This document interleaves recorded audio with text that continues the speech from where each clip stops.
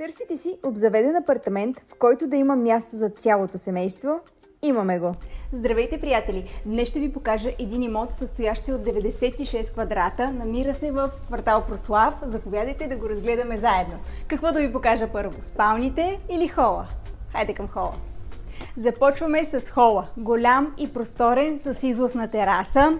Маса, която се разтяга, и от 4-членно семейство можем да съберем на нея голяма италианска фамилия.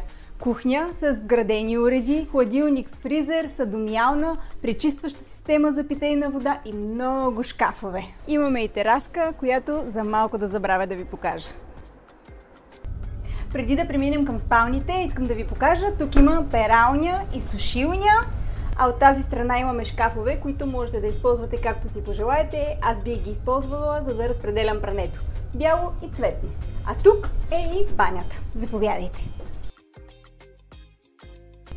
Зад тази врата има килер, а тук е и първата спалня, която в момента е детска стая, но вие можете да я превърнете в каквото си пожелаете.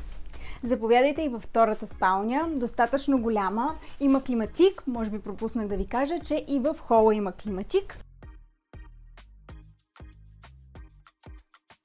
Ако имотът ви е харесал, телефона на Кера е в описанието. Ние сме Явлена Пловдив.